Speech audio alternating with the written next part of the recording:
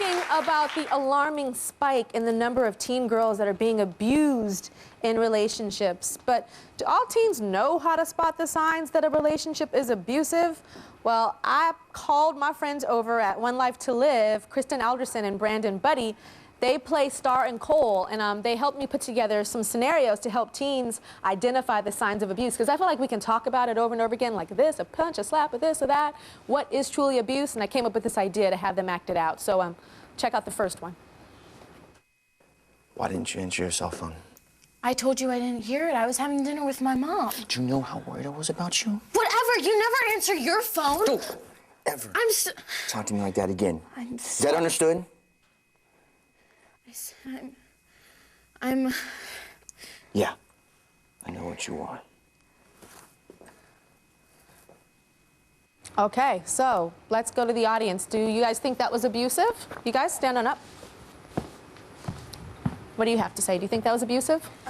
No, it was only an argument. I don't think it's a big deal to grab each other. You don't think it's a big deal? What about you? Well, I think it could have led to abuse, but not at this time, so I'm going to go with no. You're going to say no. Okay, Robbie? I think it's a dangerous sign, and it's the beginnings of something that's not so good. Yeah, and also that energy that he had, too, and that pull like that. Yeah. I find that Like that he was acting more like a father. a crazy like daddy. An abusive father. Yeah. Why do people look at something like a grab or a push or something like that and think that that's not abuse? Why do they do that? Well, I think many people think of abuse in terms of punching and hitting and ignore some of the more psychological signs because it's less obvious. But really, when there is physical abuse, there's usually psychological abuse going on as well, but it's more subtle. More subtle. Yeah. All right, we're going to take a look at this next situation. Everybody pay attention and you say, is this abuse or not abuse? Check it out. Look at me when I talk to you. No. When I tell you to do something, you better do it. No! Stop! Let go of me! Why are you acting like this? I act like this because you make me. I don't make you do anything! Now, look what you made me do. Oh, baby.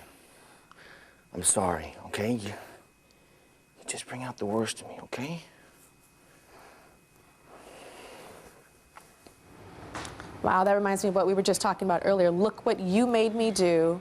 You bring out the worst in me. Who wants to talk about this one? Okay, stand on up. Think that was abuse or not abuse?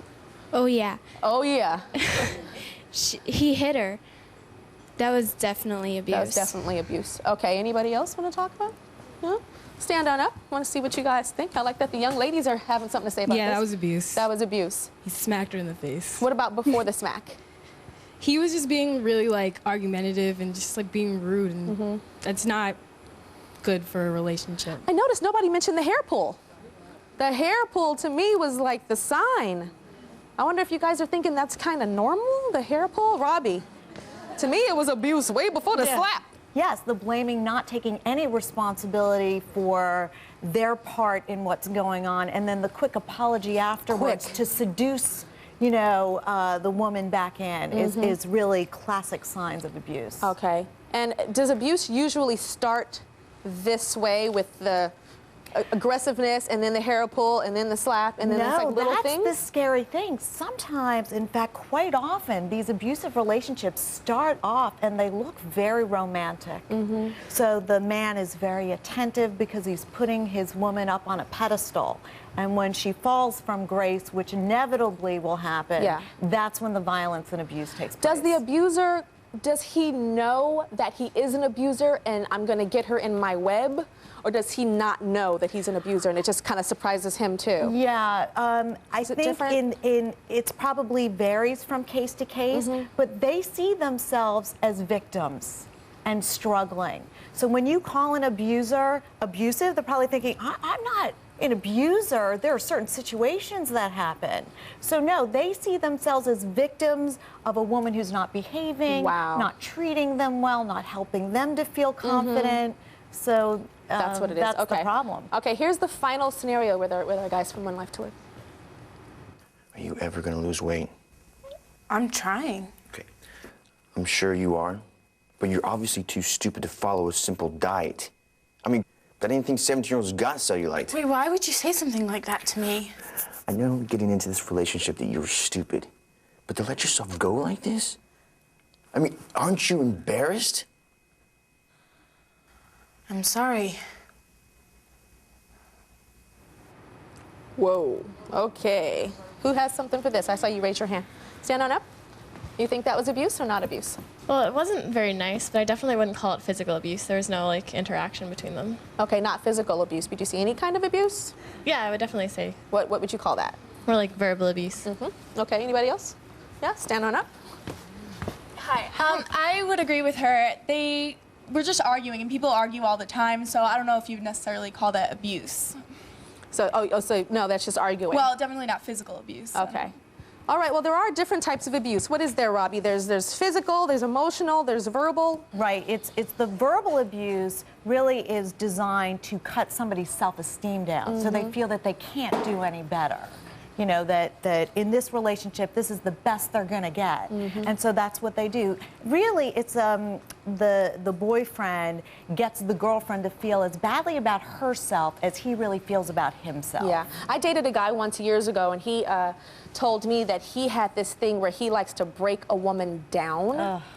And then that makes him feel more in control. I can't believe he was actually telling me this. Yeah. And I was like, dang, and you almost got me, because I was wondering why I was feeling crazy. Be impressed. Yeah. Really? Wow, whoa, come over, mama. Break me down. Yeah. No, but like, he was starting to work me. I was just a frustration for him because he just couldn't do it. Yeah. But he was chipping away. Well, and it's not hard for people to chip away at one's psyche, because basically who we put in our lives is how we begin to see ourselves. Nobody is that psychologically strong that you can put tons of abusive people in your life and say, I feel great about myself. We don't operate that way as human beings. Yeah, and a lot of the times women say, oh my God, if I ever got hit, I would be gone so fast. I would just be so gone. And until you're in that situation when you're verbally or emotionally or physically abused, it's easier to say it can happen to anyone.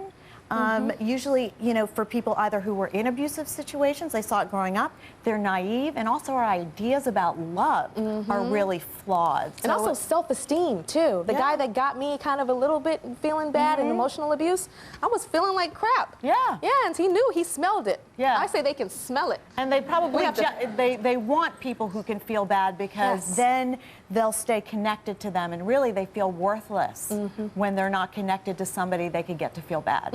We'll be right back.